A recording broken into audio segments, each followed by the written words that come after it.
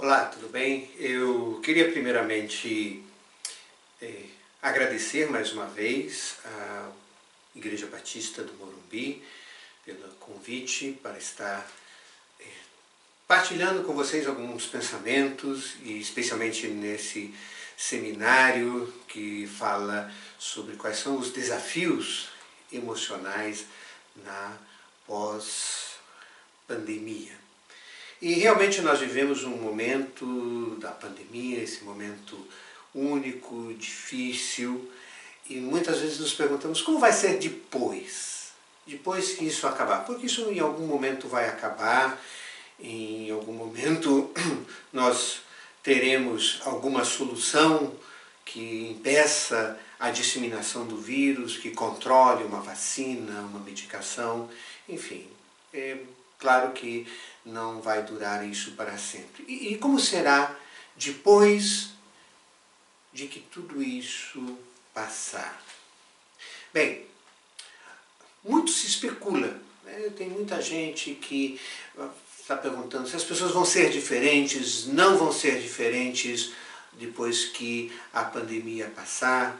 Como vai ser isso que as pessoas falam tanto que é o novo normal, né? Alguns já falam que hoje nós vivemos já um novo normal. Nós vivemos uma quebra do padrão anterior, na verdade, né? Que ainda não se normalizou, porque efetivamente há um trânsito dentro disso. E claro, quando terminar esse período, vai precisar de um novo reajuste. Alguns pensadores afirmam de que esse novo reajuste vai causar mudanças profundas nas pessoas, né? Porque esse impacto que a pandemia causou na humanidade como um todo afetou profundamente a individualidade de cada um, e isso fará com que as pessoas vão se comportar de uma maneira diferente lá na frente, que o mundo vai ser diferente, que as pessoas serão mais solidárias umas com as outras. Por outro lado, nós temos um outro grupo de pensadores que já diz que não, que assim que passar esse momento de desestabilização de toda essa ordem mundial, as coisas vão voltar a ser como antes, porque efetivamente há nas pessoas um egoísmo que está implícito no coração humano, esse egoísmo, e na medida em que as coisas vão entrando dentro dos mesmos padrões, as pessoas vão esquecer, não vão mais lembrar das dificuldades, não vão mais se importar com o entorno, e cada um vai voltar a pensar somente em si mesmo. Então, são posições antagônicas de pensadores distintos, e que cada um tem o seu jeito de pensar, de entender a situação. Eu particularmente prefiro pensar de que em toda essa situação há uma imprevisibilidade. Nós não podemos prever como vai ser o mundo, como vai ser a humanidade, assim que essa situação toda se estabilizar. Todas essas tentativas de previsão, no meu entender, são algumas formas de especulação, né? Eu diria que simplesmente nós não sabemos o que vai acontecer depois que tudo isso se concluir. Não sei.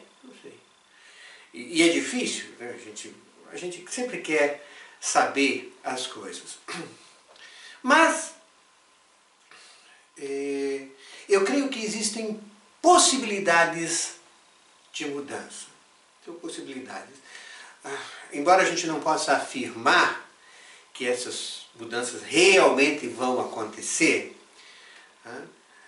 diante do panorama atual, eu vejo de que existem grandes chances de que algumas coisas mudem ou não, ou continuem como está. E eu quero elencar para vocês aqui 11 possíveis mudanças, não que vão acontecer, não que o mundo vai ser diferente na pós-pandemia, não que as emoções vão ser diferentes na pós-pandemia, mas há uma possibilidade de que isso aconteça em virtude desse contexto atual. Então, quero ver com vocês essas possibilidades que existem aí dentro da sequência que vamos ter após a passagem dessa pandemia. Em primeiro lugar, eu creio de que há uma possibilidade de que as pessoas passem a cuidar mais de si mesmas. Por quê? Bem, em primeiro lugar, nós temos que pensar de que o início do século XXI, os anos 2000, foi marcado muito fortemente por uma atração mórbida, uma atração muito forte pela morte. Nós vemos isso representado entre a automutilação dos adolescentes, por exemplo. Os adolescentes criaram formas de autoagressão cortando-se, né? Cortando-se, e isso se tornou um problema muito sério que está aí nas escolas, que esteve nos consultórios de psicologia, enfim. Isso mostra uma atração pela dor, pela morte. Também aconteceu, e vocês acompanharam nesses últimos anos, esses jogos pela internet que incentivavam a autodestruição, né? Nós tivemos aquela Baleia Azul, que foi terrível, depois veio o Momo, o Homem Pateta, todos ensinando para crianças e adolescentes formas de autodestruição, de suicídio, uma atração pela morte. Também essas séries que foram produzidas focando muito na morte, especialmente uma série que há uns 2, 3 anos ficou muito famosa, que é aquele 13 razões pelas quais, né? Onde um adolescente na série mostrava as 13 razões pelas quais ele se suicidou. E isso criou todo um frisson, assim, os adolescentes assistiram aquilo, e era um incentivo, sem dúvida, e uma valorização da morte, né? As séries também sobre os mortos-vivos, que ganharam tanta, Walking Dead, né? Ganharam tanta amplitude nesses últimos anos. Algumas brincadeiras eu achava estúpidas, mas que ganharam força também entre os adolescentes, aquela brincadeira do quebra-crânio, né, que eles pulavam e puxavam, tiravam o chão, né, da pessoa, puxavam, e a pessoa caía, batia com a cabeça, e uma coisa terrível, terrível, que estava aí, uma atração pela morte. Sem contar num crescente número de suicídios de adolescentes, que tem sido muito preocupante. A atenção disso agora não está tão forte, porque tudo está voltado para a pandemia. Mas esse quadro mórbido, esse quadro de atração pela morte, marcou muito os primeiros 20 anos do século XXI. Mas agora vem a pandemia. E a pandemia traz uma consciência de uma morte real, iminente, da qual não se tem controle. Não se tem controle. A morte está aí fora. Eu posso ser infectado, morrer, passar mal. E o adolescente pode morrer, a criança pode morrer, As probabilidades são menores, mas não impossíveis. Há inúmeros casos aí de adolescentes e crianças infectados que morreram. E essa morte fora do controle é mais assustadora. As mortes que a gente controla, a automutilação, o suicídio, são mortes que nós temos o controle. Essa que está fora do controle parece mais assustadora.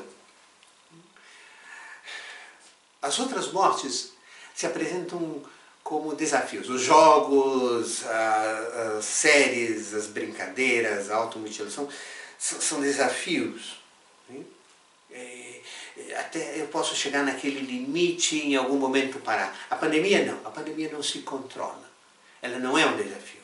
Ela é um fato que nos impacta. E justamente porque não se pode controlar, desencadeia uma ansiedade muito maior. E nesse sentido, a ansiedade pode ser positiva, porque a ansiedade é uma mola propulsora para mudanças. O que eu faço com isso que eu não posso controlar? É interessante, quando eu não posso mais controlar as coisas da morte, não posso controlar o vírus que me sobrevém. Então, o que nós vemos agora, durante o momento da pandemia, são muitos adolescentes que passaram a controlar os pais. Com medo de que os pais vão pegar o vírus, com medo de que os pais vão se infectar. Então eles ficam controlando para que os pais não saiam de casa, para que os pais se cuidem, para que os pais isso, pais aquilo. E se você tem adolescentes em casa, é muito provável que você já tenha experimentado algum desse tipo de controle. Controle em relação àquilo que é um cuidado sobre si, um cuidado sobre si mesmo, e representa, nesse sentido, essa ansiedade que tem levado a uma maior valorização da vida. E nessa maior valorização da vida, um maior cuidado de si mesmo. Cuidar de si mesmo é muito importante. É tão importante que lá atrás Paulo já recomenda isso a Timóteo.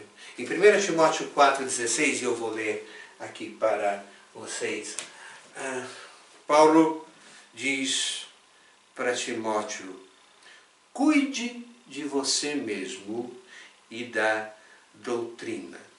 Continue nesses deveres, porque fazendo assim você salvará tanto a si mesmo como aos que o ouvem. Um cuidado de si é uma recomendação bíblica. E eu creio que a pandemia pode incrementar a ideia da necessidade de cuidar-se um pouco mais, cuidar mais de si mesmo. Então é possível que muitas pessoas passem a ter um cuidado maior sobre a sua saúde física, sobre a sua saúde emocional, viver sob menos estresse, sob menos pressão. E isso são possibilidades que a pandemia pode trazer, que as pessoas passem a se cuidar mais porque experimentaram a finitude de uma forma muito intensa, muito próxima ao redor. E isso as leva a valorizar mais a vida e, por conseguinte, cuidar um pouco mais de si mesmo. Uma outra possível mudança que nós vamos ter depois de todo esse processo se acabar é uma valorização maior da liberdade, maior valor a essa possibilidade do ser humano. A liberdade, efetivamente, é um dos bens mais buscados pelo ser humano. Nós queremos ser livres.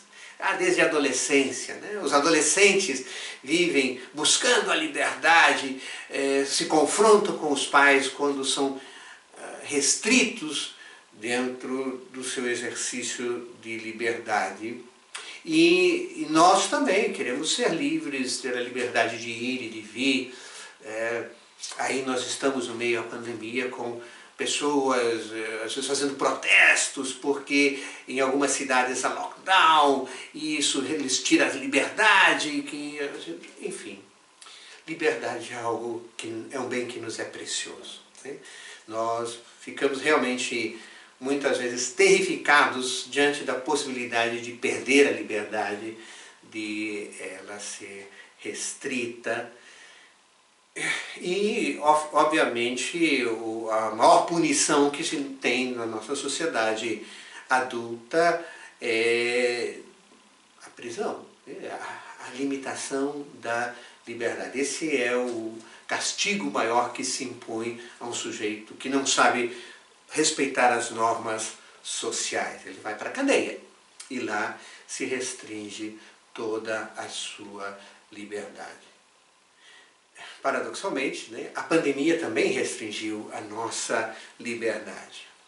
Durante esse tempo nós temos que ficar confinados ao espaço da casa. Alguns, sim, têm a obrigatoriedade, né, por tarefas essenciais, saem, vão para o seu trabalho, mas uma grande mudança houve de pessoas que passaram a desenvolver o seu trabalho em casa.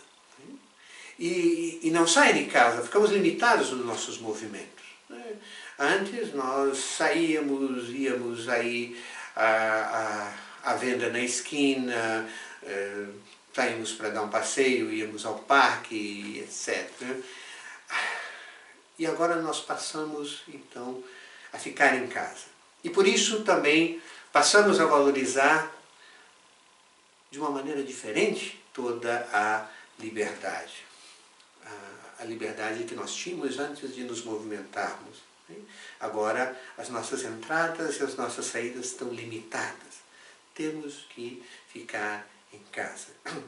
E começa a aumentar então para nós essa percepção de coisas simples que antes nós talvez não dávamos tanto valor. Puxa, como é importante dar uma caminhada na rua. Como é importante cumprimentar os vizinhos. Como é importante ir ver um verde, um parque.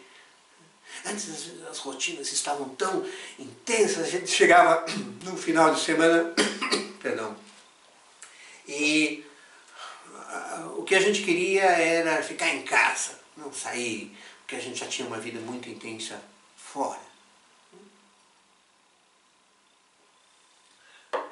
Agora que nós estamos tanto tempo dentro das casas, começamos a valorizar isso.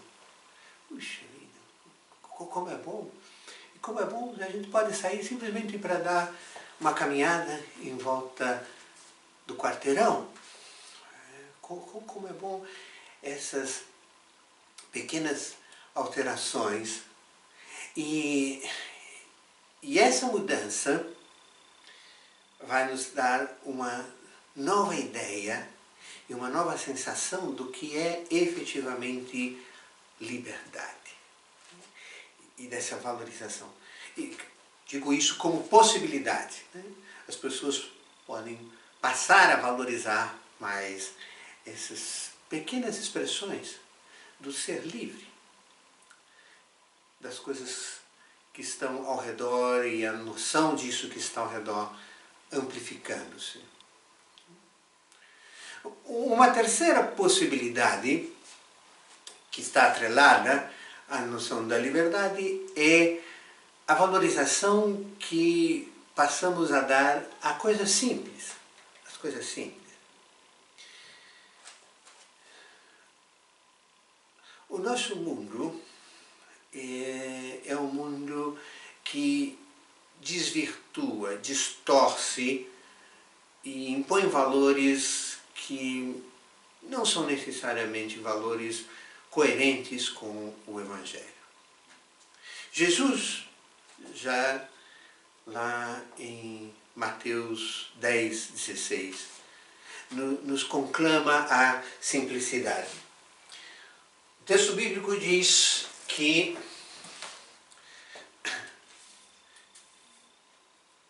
eis que eu vos envio como ovelhas para o meio de lobos, portanto, sejam prudentes como as serpentes e simples como as pombas. Jesus nos chama para sermos simples. E toda a Bíblia nos propõe um estilo de vida simples. Sermos simples. Não precisamos de muitas coisas.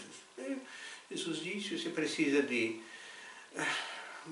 um par de sandálias e uma túnica e está bem. Não mais do que isso para estar contente. Ao contrário, as nossas ideologias modernas nos impõem a ideia de que o ter é algo muito mais importante e que nós vamos ser realizados na medida em que nós temos e que nós acumulamos. E isso torna a vida estressante, torna a vida muito complexa. Nós não nos contentamos em caminhar em volta do quarteirão. Nós queremos caminhar em Paris. Nós não contentamos em ir até o parque. Nós queremos descansar nas praias do Nordeste ou não queremos nos divertir com um jogo de tabuleiro com os filhos. Nós queremos nos divertir em Disney. Por quê? Porque isso é tudo um sinal também de status, de realização, de possuir algo. E a vida se torna estressante, porque corremos muito para acumular, para desfrutar dessas formas de ter. Efetivamente, nós passamos a acreditar de que felicidade é sinônimo dessas grandes realizações e atividades extraordinárias. Não é isso, as nossas redes sociais estão cheias das grandes realizações. Quando nós vamos a uns lugares fantásticos e fotografamos e colocamos nas redes sociais, ou como vamos a festas maravilhosas, ou como vamos a restaurantes gourmets, temos um estilo e aí se fotografa tudo e se colocam nas redes sociais. E é isso, acreditamos de que as grandes realizações, isso é o importante. A pandemia vem nos roubar isso, impõe uma limitação. Não podemos mais sair daqui e ir passear na Disney. Não podemos mais ir a restaurantes chiques, não podemos mais fazer coisas valorizadas pela sociedade. E aí nós vamos redescobrindo a simplicidade. Coisas simples, como contemplar um pôr do sol. E que há um potencial de felicidade nisso. Essa redescoberta do simples, de sentar à varanda. Você não pode sair, mas pode às vezes sentar na sua varanda e ficar apreciando o entorno. Tudo isso muda. Essa redescoberta de uma nova ordem social onde há uma prevalência do ser sobre o ter.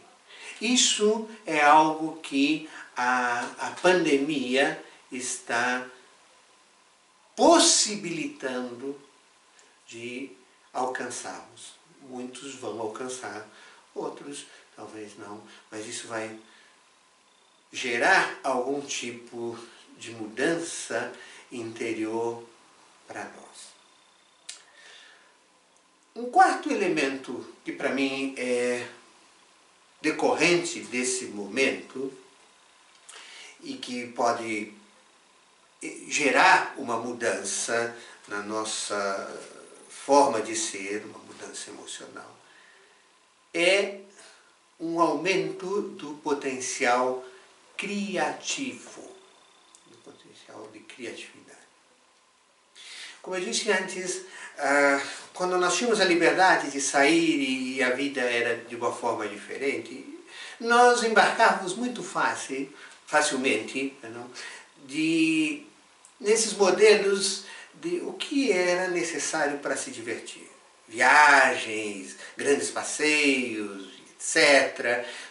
Diversão significava isso. Né? Agora, nós estamos confinados e precisamos buscar novas atividades para ocupar o nosso tempo. O tempo ficou restrito, precisamos de novas atividades. E então, vai exigir de nós uma criatividade. Precisamos buscar alternativas para o ajuste a essa nova realidade que foi quebrada da nossa rotina. Tínhamos uma rotina, tínhamos fantasias de diversão, e agora precisamos reajustar. Só que o reajuste está restrito a determinados contextos, né, limitados, e exige então um acesso a todo o nosso potencial criativo. Como vamos nos entreter, nos divertir, desfrutar a vida nesse ambiente restrito? É aí onde nós podemos redescobrir, há um potencial de redescobrir algumas habilidades adormecidas e aumentar, então, a capacidade integrativa entre os hemisférios. O nosso hemisfério lógico, quando não consegue respostas lógicas e soluções racionais para uma situação, um problema, diante de um problema, ele automaticamente busca as respostas no hemisfério não lógico, as respostas que tenham talvez mais a ver com a estética, a intuição, a ética ou outros elementos não lógicos. Só que como os hemisférios não são conectados, essa conexão precisa passar pelo tronco encefálico, onde é o centro das emoções, e desperta em nós uma ansiedade. A ansiedade é resultado exatamente disso, do não saber uma resposta e buscar essa resposta no hemisfério direito, que não seja uma resposta racional, lógica. E o aumento da ansiedade, às vezes ele é interrompido, nós não queremos ficar ansiosos, então nós tomamos um calmante, interrompe essa conexão. Quando nós suportamos o não saber, a criatividade chega-se ao hemisfério direito, a conexão nervosa chega-se ao hemisfério direito, e então se tem acesso aos centros da criatividade. É quando a gente, depois de um tempo, eureka! Achei a resposta. Essa resposta vem de uma forma criativa. E a criatividade é isso, é permitir que a ansiedade do não saber nos leve a novas potencialidades, a novas alternativas. Isso propõe-se uma integração maior entre os hemisférios cerebrais. Dessa maneira, a nossa mente vai funcionar de uma forma mais integrada, mais capaz. E isso vai resultar em grandes potenciais. Essa possibilidade de termos uma mente melhorada por suportar a ansiedade do não saber, aumentando o nosso potencial criativo, pode vir a ser um resultado também positivo de todo esse momento de pandemia. E isso tem a ver com um quinto elemento de possível mudança, que tem a ver com toda a nossa alteração da forma de pensar. A nossa sociedade ocidental, ela tem sido marcada nos últimos 300 anos por um pensamento que nós chamamos linear, de causa e efeito. E esse pensamento que aponta que para qualquer situação, para qualquer efeito, se tem uma causa e que se tem que buscar uma solução perdão, para isso de uma forma muito linear. Isso já não é mais suficiente para explicar essa nova realidade que estamos vivendo. Há algo que está além da nossa capacidade lógica e que não se alcança somente através da razão. Nós precisamos começar a perceber as ligações complexas que existem ao nosso redor.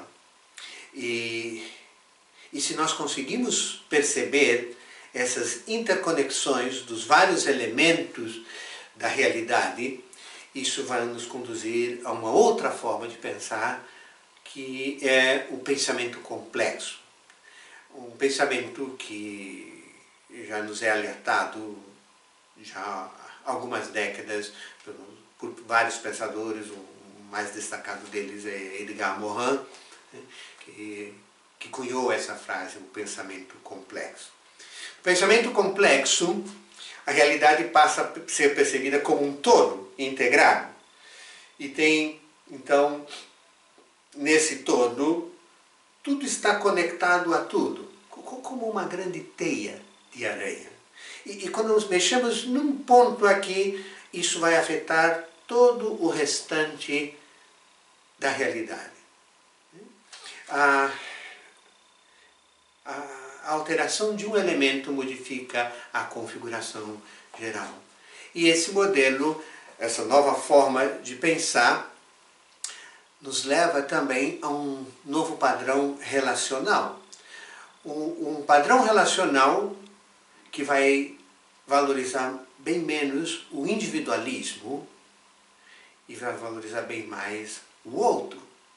Isso na contramão do que a sociedade atual propõe. A sociedade atual propõe, olha, você é que importa com você mesmo, que se dane o outro. Numa nova forma de pensar complexa, eu tenho que entender de que tudo o que tem a ver com o outro, de alguma forma, tem a ver comigo.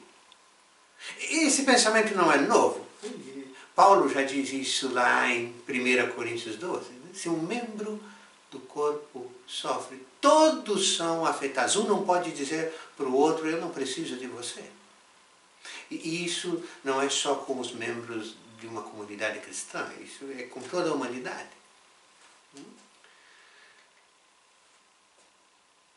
Teremos uma possível nova forma de se pensar. Um outro elemento possível que já nos é trazido a partir de agora, nesse tempo de pandemia, é uma alteração do conceito de tempo. Nós já estamos cientes de que durante a pandemia o tempo passa de uma forma muito distinta. Quebra as nossas rotinas, desorganiza o nosso tempo regulado por esse cronos. E essa desorganização, essa quebra, esse caos que é gerado pela quebra das rotinas, nos dá um sentimento de fadiga. É muito comum eu conversar com pessoas que dizem, nossa, eu estou tão cansado.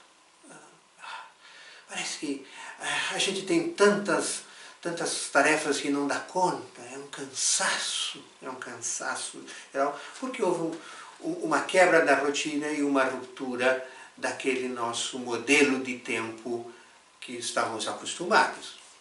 Também esse confinamento maior ao espaço da casa acaba demandando um aumento de tarefas.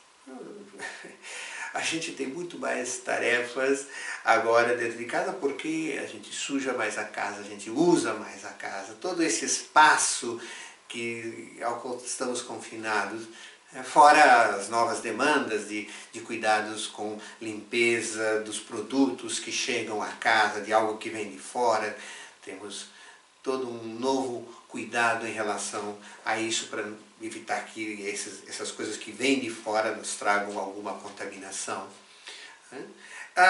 E aí vamos ter que redistribuir todo o nosso tempo, incorporar as tarefas que se ampliam dentro da casa, e isso também mexe com o nosso conceito de tempo. Mas principalmente esse novo modelo do tempo está claramente demarcado pela expectativa. O que está por vir? Quando vai haver uma mudança? Será que vai acontecer rápido? Será que não vai acontecer?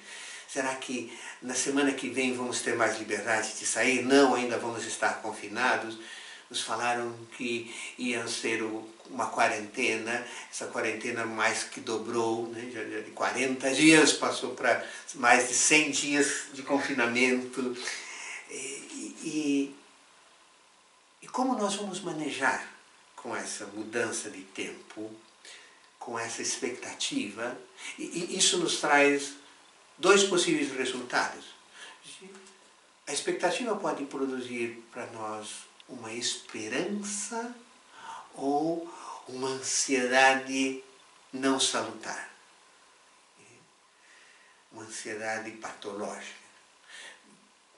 Esperamos algo, estamos confiantes em algo, ou essas mudanças nos abatem, nos deixam obsessivos no nosso pensamento, querendo controlar uma realidade que não é controlável.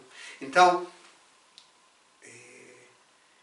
também na pós-pandemia, como vamos continuar lidando com o tempo? Vamos voltar a um tempo de Cronos, ou toda essa mudança vai nos trazer uma maior dimensão e uma maior possibilidade de esperança em relação ao futuro?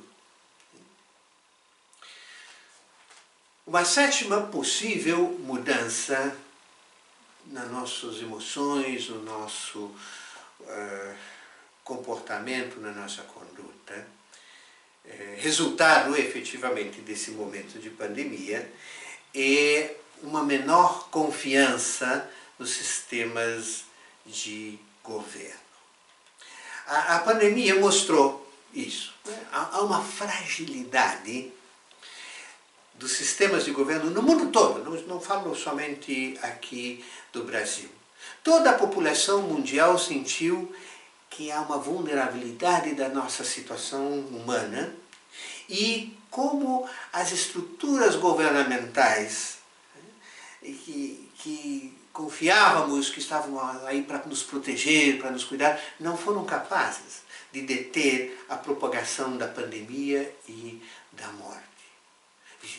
Esse pânico, esse caos que se propagou pelo mundo todo, em alguns países com maior intensidade, outros menos intensidade. E os governos tiveram que lidar com essa tensão constante entre a saúde imediata da população e as sequelas na economia em longo prazo.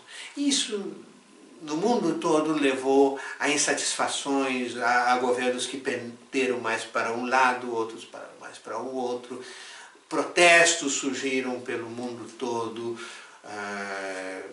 quando foram decretados lockdown, protestos surgiram quando foram decretadas aberturas. Enfim, foi muito difícil, e isso fez com que as pessoas passassem a não confiar tanto nos governos. Os governos não sabem, não dão conta de tudo, não conseguem nos proteger como nós esperávamos.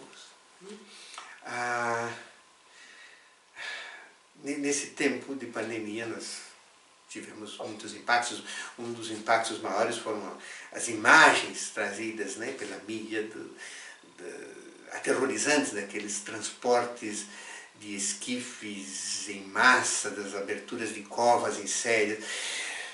Alguns foram, vendo essas imagens, entraram em pânico, nossa, vamos todos morrer. Outros já entram num nível de negação. Não, isso aí é invenção, isso não aconteceu, isso aí é produzido pela mídia para outros propósitos. Sempre buscando algum bode expiatório, é o governo que não presta, é a economia, é isso, é aquilo. Enfim, tudo isso lembrou a nós de que somos frágeis vasos de barro, e que não podemos confiar nos governos tanto assim. Nada que seja tão novo. O salmista já nos diz aqui no Salmo 20, versículo 7, diz: uns confiam em carros de guerra e outros em seus cavalos. Nós, porém, invocaremos o nome do Senhor nosso Deus. Não confiaremos em carros, na força militar, nas capacidades do governo. Precisamos confiar no Senhor. Outra confiança que se perdeu foi a confiança muito na ciência.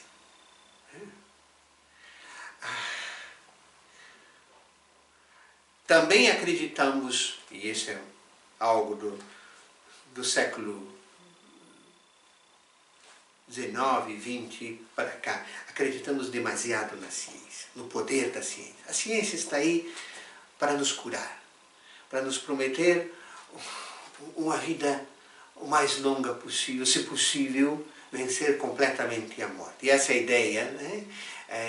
Acreditamos que um dia, não digo nós como cristãos, mas a população em geral acredita que um dia a ciência vai conseguir controlar a morte e vai nos dar o elixir da vida eterna. E nesse momento da crise,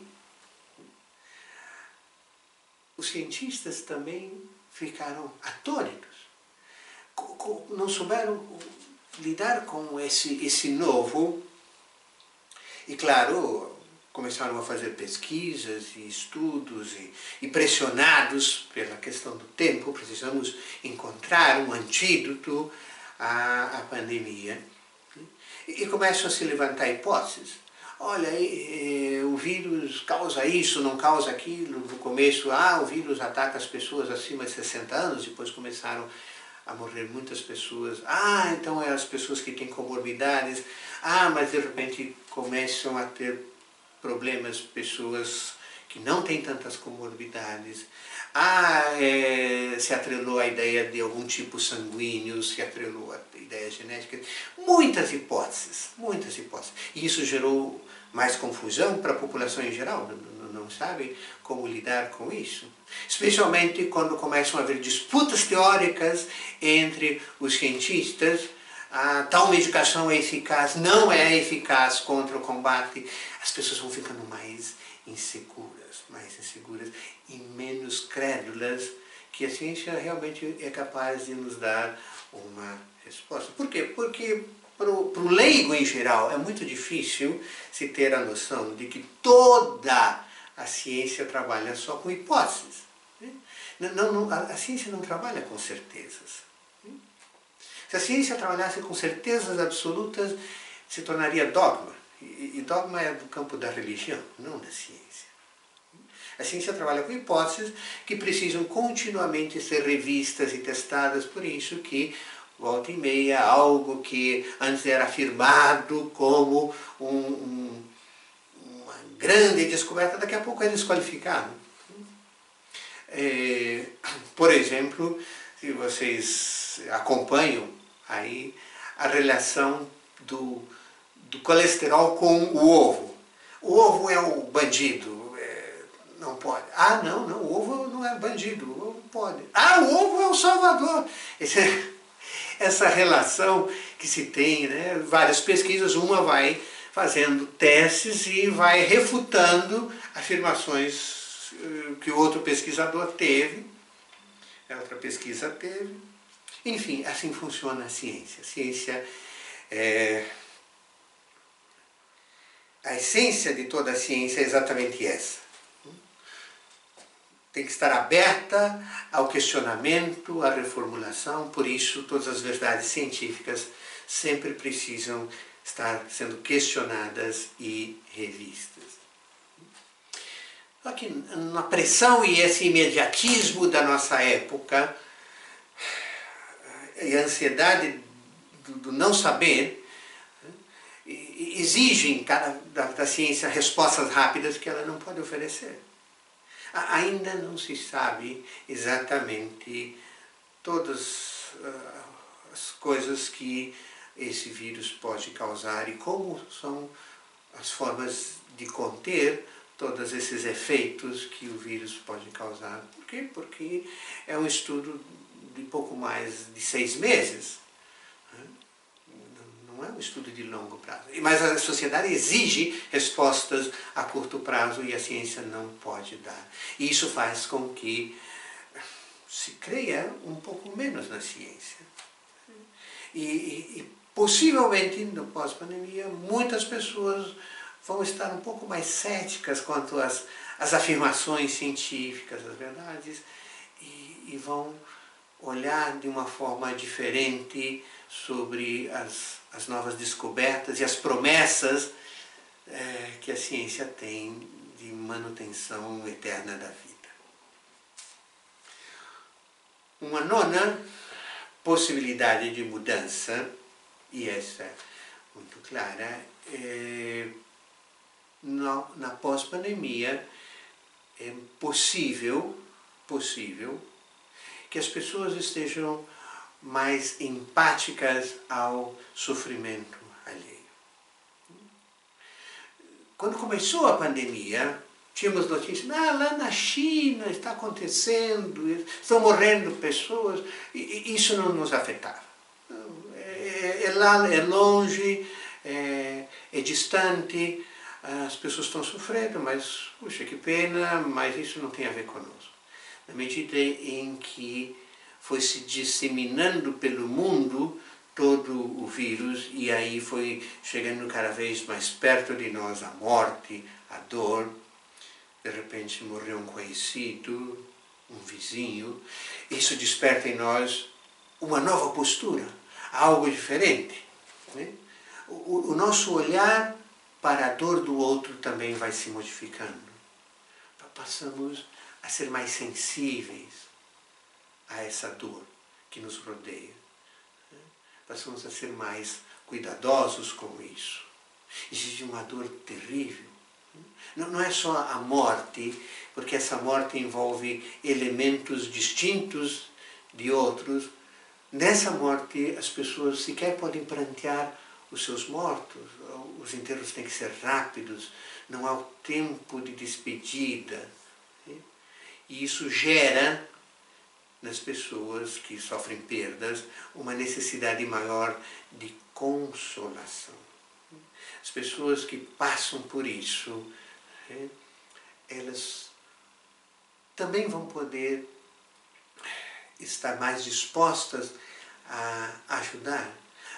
É isso que acontece quando nós passamos por situações de dor, de sofrimento. Em geral nos disponibiliza a estarmos mais sensíveis. Paulo afirma isso, 2 Coríntios, capítulo 1, versículo 4, o apóstolo nos diz que é Ele, Deus, que nos consola em toda a nossa tribulação. Para quê? Para que pela consolação que nós recebemos de Deus, possamos consolar os que estiverem em qualquer espécie de tribulação. Assim que nós recebemos um consolo, e com esse consolo que recebemos, somos habilitados também a consolar as outras pessoas. Vamos nos tornar mais solidários. Uma outra mudança possível que vai gerar, que tem a ver com muito daquilo que nós já falamos até aqui, é uma maior valorização da vida. Claro que a pandemia nos trouxe muitas mortes. São milhares de mortes no mundo todo e continuam acontecendo num crescente, ainda estamos em meio a isso, não sabemos a que número vamos chegar de mortos. E quando nós somos confrontados com tantas mortes, automaticamente nos leva a pensar no seu contraponto à vida. Diante do inesperado, dessa consciência da brevidade da vida, surge a possibilidade aí de reformularmos os valores diante da vida.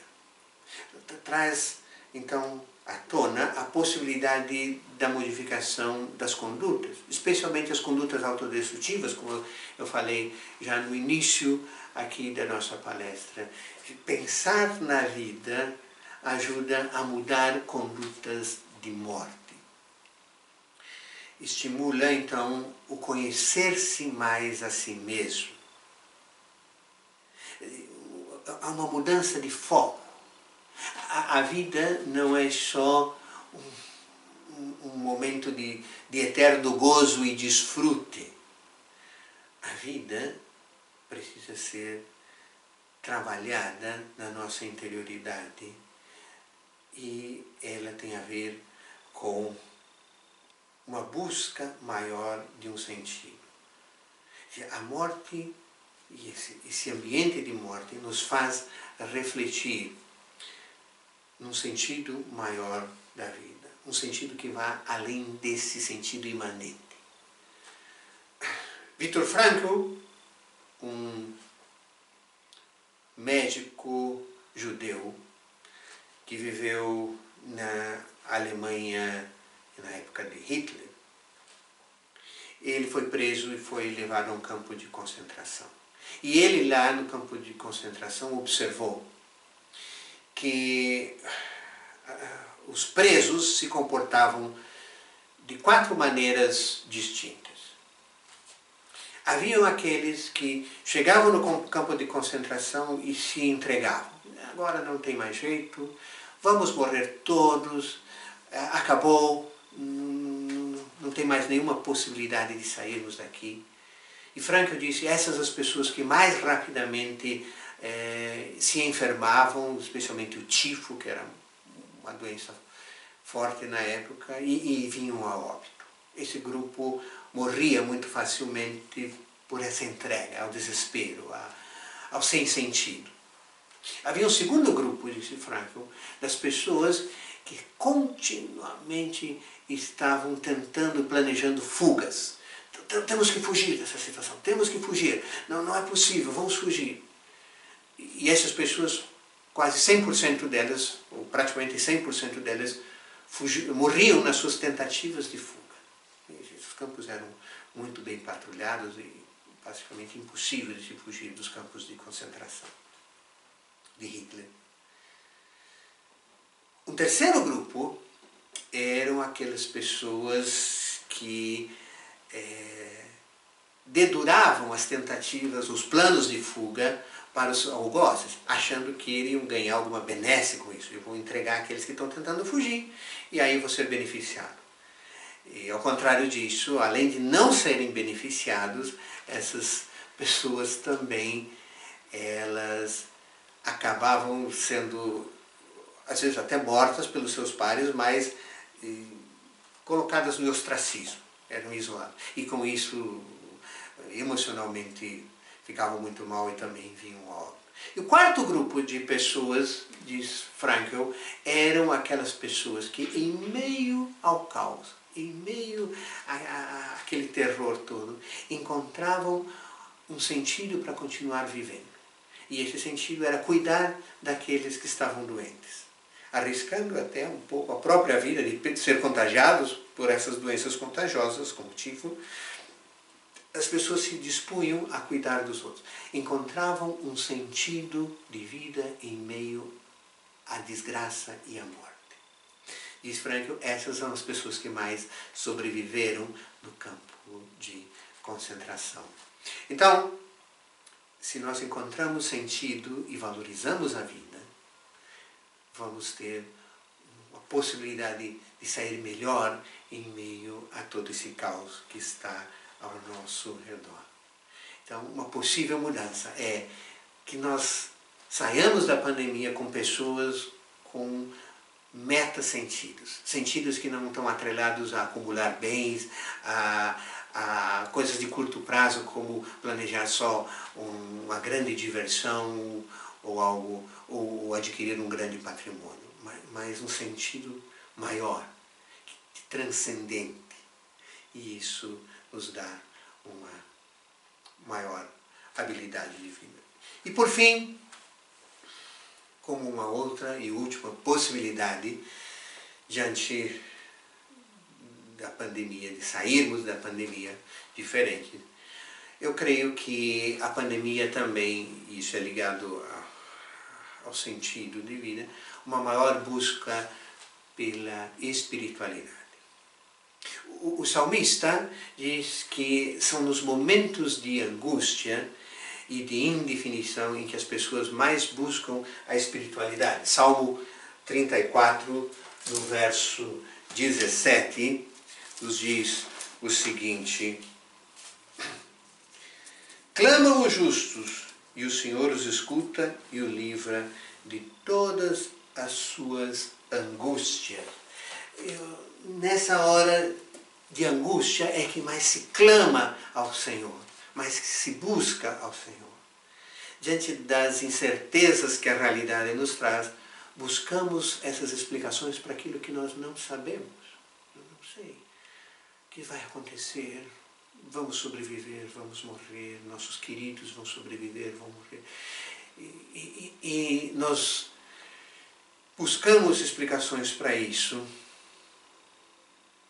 E muitas vezes, essas explicações às vezes vêm em forma de pensamentos compulsivos de querer controlar as coisas que estão ao redor, que geram mais angústia, mais ansiedade e não soluções. E esse é o momento em que muitas pessoas têm a oportunidade de fazer uma revisão geral de todas as suas crenças básicas. Até nós, enquanto cristãos, temos que reavaliar o que nós cremos. Como é o Deus que nós cremos? De que forma estamos confiando no Senhor? Estamos decepcionados com sistemas de governo, estamos decepcionados com a ciência. Então, vamos buscar na fé as respostas que não temos, nem dos governantes, nem da ciência. Por isso, a pandemia possibilita uma maior abertura para o sagrado, para a espiritualidade, para o mundo espiritual, para os valores do mundo espiritual e do Evangelho. E como todo momento de crise, essa pós-pandemia vai nos gerar um momento de perigo e de oportunidade. A crise é sempre uma soma entre perigo e oportunidade. No ideograma chinês, a palavra crise é escrita na junção de dois ideogramas. Um significa perigo, outro oportunidade. Qual é o perigo? O perigo é exatamente na busca de uma espiritualidade que surgem essas esses modelos oportunistas, oferecendo a salvação como moeda de troca. Não, você dê tanto dinheiro para a igreja e vai ter assegurada a sua imunidade contra o vírus ou com qualquer outra contaminação. Isso é um perigo. Infelizmente nós temos esses oportunistas. Não, venha para Jesus que nenhum mal vai acontecer para você. Em Jesus você pode confiar que Ele não vai deixar que o vírus chegue a você. Isso é mentira. Jesus disse, no mundo tereis aflições, e o sol nasce sobre justos e sobre injustos. Então há um perigo de se tornar uma espiritualidade mercantilista, de troca. Esse é o grande perigo. A oportunidade é que também nós podemos oferecer uma verdadeira esperança de cura. E não só do vírus, a esperança de cura para todos os males da humanidade. E essa esperança é a ressurreição. Cremos na ressurreição dos mortos. Não cremos na vida idílica, paradisíaca aqui na Terra. Cremos sim que podemos ser abençoados por Deus, pela sua graça, sermos protegidos por Ele, mas não temos nenhum atestado de imunidade a qualquer doença. Temos sim uma certeza de que como Cristo ressuscitou, Ele também vai nos ressuscitar. Paulo diz, 1 Coríntios 15, 19, exatamente isso, que se a nossa esperança em Cristo está limitada apenas a essa vida, somos as pessoas mais infelizes desse mundo. Ou seja, Deus nos ama, nos quer para si. E nos diz que nos aguarda algo muito maior. Nos aguarda a vida ao lado dele, na comunhão plena com ele, assegurada pela ressurreição de Jesus. Possibilidades de mudanças. Não sabemos como vai ser na pós-pandemia, quais vão ser todos os efeitos. Eu gostaria que todas as coisas positivas se refletissem na grande maioria das pessoas. Talvez não vá acontecer, possivelmente não vai acontecer.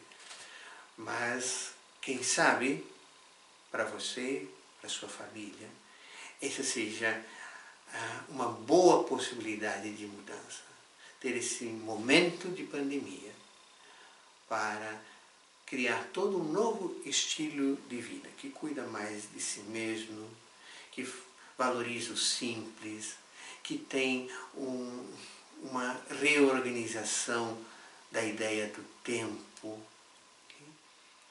que confia fortemente no Senhor, mais do que em sistemas de governo, mais do que em promessas de ciência, foca no Senhor, que é mais solidário, mais empático ao sofrimento daqueles que estão ao redor e que valoriza a vida e busca uma espiritualidade saudável, centrada na comunhão e na intimidade com o Senhor, que nos promete a sua companhia eterna. Que Deus nos abençoe e nos guarde nesse tempo de pandemia. Amém?